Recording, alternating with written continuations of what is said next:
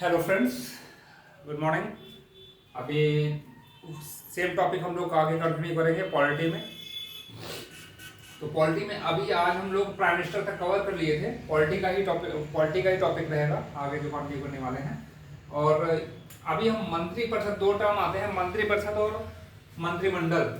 ठीक है, इसके बारे में हम लोग जो है थोड़ा सा देखेंगे यहाँ पे कि मंत्रिपरिषद या मंत्रिमंडल में डिफरेंस क्या है और क्या चीज है ये। ठीक है, तो देखिए एक ये ग्राफ, एक ये डायग्राम से हम समझते हैं। मंत्रिपरिषद एक पूरे मंत्रियों का, मिनिस्टर्स का एक ग्रुप है। ठीक है, सबसे बड़ा ग्रुप मिनिस्टर ऑफ काउंसिल जो है वो पूरे जो सारे मंत्रियों को मिला के एक ग्रुप जो बनता है, सबसे बड़ा ग्रुप जो बनता है उसको मंत्रिपरिषद कहते हैं। ठीक है, ये बड़ा सर्किल आप देख लो, ये वाला डायग्राम, इसको मैंने दिखाया है मंत्रिपरिषद से। ठीक है, मंत्रिमंडल जो है, मंत्रिमंडल मंत्रिपरिषद में से ही कुछ मंत्रियों को विशिष्ट दर्जा मिलता है, जैसे कि कैबिनेट मिनिस्टर, राज्य मंत्री, स्वतंत्र प्रभार मंत्री, ये तो उनको, उन सबको मिला के जो कैबिनेट मिनिस्टर बनते हैं वो मंत्रिमंडल कहलाता है। मंत्रिमंडल जो है वो इसका एक सबसेट है। ठीक है, इन्हीं मंत्रियों में से कुछ विशिष्ट मंत्री होते हैं जिनके समूह को मंत्रिमंडल कहा जाता है।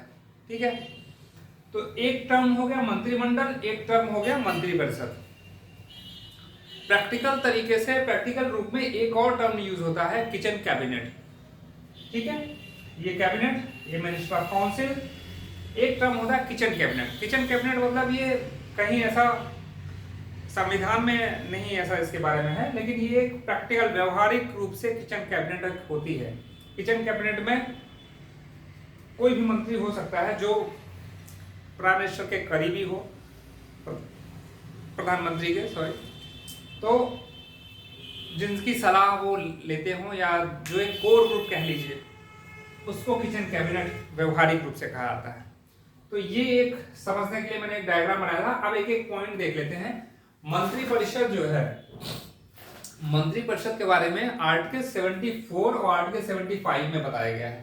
ठीक है, पूरे संविधान में सिर्फ जो है 2 बार ही मंत्रिपरिषद का वर्ड का यूज किया गया है। कहां कहां? आर्टिकल 74 में और आर्टिकल 75, केवल 2 बार यूज किया गया इस वर्ड का। ठीक है, वही मंत्रिमंडल आर्टिकल 352 में सिर्फ और सिर्फ एक बार जो है यूज किया गया है। मंत्रिमंडल का प्रयोग एक बार किया गया है आर्टिकल 352 में, एक बार, वो भी इसको जोड़ा गया है 44th कॉन्स्टिट्यूशनल अमेंडमेंट के द्वारा। ठीक है, 44th constitution amendment 1978, Morarji Desai की सरकार थी उस समय ये हुआ था, इमरजेंसी के बाद, जब इंदिरा गांधी की सरकार गिर गई थी, उसके बाद ये अमेंडमेंट लाया गया था। और इसमें 42nd अमेंडमेंट की जो जो खामियां थी, जो बुराइयां थी, उनको दूर करने की ये कोशिश की गई थी। तो इसमें ये मंत्रिमंडल शब्द को उस समय जोड़ा गया था। आर्टिकल 352 आप लोग जानते हो, राष्ट्रीय आपातकाल का आर्टिकल है ये, उसमें राष्ट्रीय आपातकाल के बारे में बताया गया है। वहीं ये शब्द जोड़ा गया है मंत्रिमंडल, कि मंत्रिमंडल की लिखित अनुशंसा या रिकमेंडेशन देनी होगी राष्ट्रपति को। किसके लिए? राष्ट्रीय आपातकाल लगाने के लिए। तो उसी समय ये वर्ड जो है, मंत्रिमंडल वर्ड का प्रयोग किया गया है वहां पे। ठीक है, तो ये ध्यान रखिएगा। मंत्रिपरिषद में मैंने बताया प्राइम मिनिस्टर, कैबिनेट मंत्री, उप मंत्री, स्वतंत्र प्रभार, राज्य मंत्री, ये सारे मंत्री जो है मंत्रिपरिषद में आते हैं। मतलब सारे मंत्रियों के समूह को जो है मंत्रिपरिषद कहा जाता है। आकार में ये बड़ा होता है, किससे? मंत्रिमंडल से। ऑब्वियस सी बात है, आकार में ये बड़ा होगा। लेकिन शक्तियों के मामले में अगर बात की जाए तो शक्तियां जो हैं, जिस तरीके से इसका आकार है उस हिसाब से इसकी शक्तियां नहीं है। शक्तियां पूरी की पूरी किसके पास है? कैबिनेट मिनिस्टर्स के पास। हालांकि कैबिनेट मिनिस्टर इसका एक पार्ट है, बट हम कंपैरिजन कैबिनेट मिनिस्टर से ही तो कर रहे हैं, कैबिनेट से ही तो इसका कंपैरिजन कर रहे हैं। तो जब हम इसी से कंपैरिजन कर रहे हैं, इसका ये पार्ट भी है, तो अगर कंपैरिजन का मैटर आएगा तो मंत्रिपरिषद ऑब्वियस सी बात है, आकार के हिसाब से उसके पास शक्तियां उतनी नहीं है, सारी शक्तियां हैं मंत्रिमंडल के पास। ठीक है, तो आकार बड़ा है, शक्तियां कम है। मंत्रिपरिषद शब्द का प्रयोग 2 बार किया गया है, बता ही दिया गया है।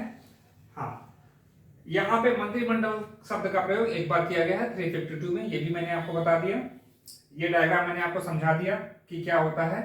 ये इसका सबसेट है, ये मंत्रिमंडल है, ये बड़ा सर्किल मंत्रिपरिषद है।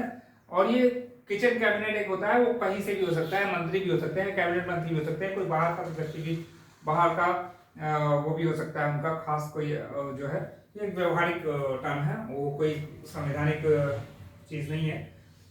मंत्रियों के समूह को मंत्रिपरिषद कहा जाता है।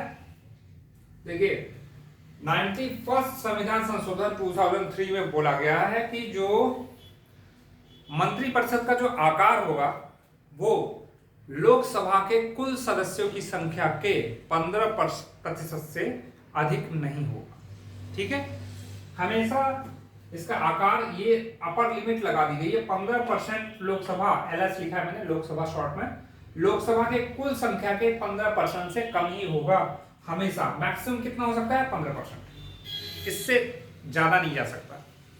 तो ये एक आकार के बारे में बताया गया। पता चला कि ये अगर सीमा ना लगाई जाए तो कितने भी मंत्री बना दिए जाएं, जितने सांसद पहुंच रहे हैं, जिसकी सरकार बन रही है, सबको मंत्री बना देगी। तो ऐसा नहीं, इस पे एक अपर लिमिट लगी हुई है। ठीक है, अच्छा, मंत्रियों का चयन जो है, जो मंत्रिपरिषद में जो मंत्री बनाए जाएंगे, मंत्रियों का सिलेक्शन जो है, आपको पता है ये सब डिसीजन किसका होता है? प्राइम मिनिस्टर का होता है। तो सॉरी, मंत्री जो है बनाया जाएगा, तो मंत्री लोकसभा से भी बनाया जाएगा, राज्यसभा से भी बनाया जा सकता है। ठीक है, कहीं से भी मंत्री आप बना सकते हो।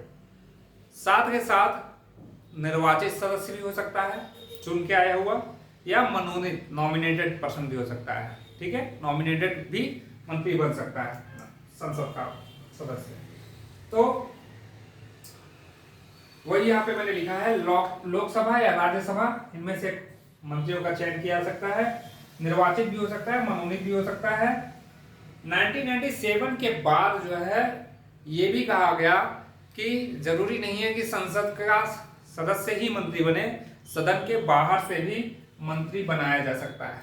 ठीक है, ये देखिए कितनी फ्लेक्सिबिलिटी दे रखी है, सदन के बाहर से भी मंत्री हो सकता है।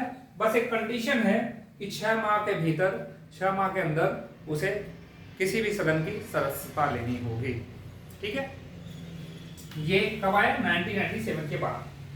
तो मुझे उम्मीद है कि आप लोगों को ये दोनों टर्म्स में क्या डिफरेंस है वो आपको समझ में आ गया होगा, और ये उसके बुलेट पॉइंट्स है, क्या सिमिलरिटीज है, क्या जो है डिफरेंसेस है, वो यहाँ पे मैंने आपको बताया है।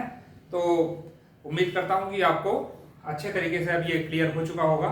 तो इसका जो है आप स्क्रीनशॉट लेना चाहें तो स्क्रीनशॉट भी ले सकते हैं। ठीक है, और वीडियो को अगर आप पसंद आया हो तो लाइक कीजिए, चैनल को हमारे सब्सक्राइब कीजिए, और अगर कुछ कमियां लग रही हैं तो आप अपने इसमें फीडबैक दीजिए, उसको इम्प्रूव करने की कोशिश करेंगे। फीडबैक जरूर दीजिए, कमेंट में ज़रूर लिखिए हमें, और नया अगर कोई आपको टॉपिक चाहिए उसके बारे में बताइए आप मुझे। ठीक है, थैंक यू वेरी मच।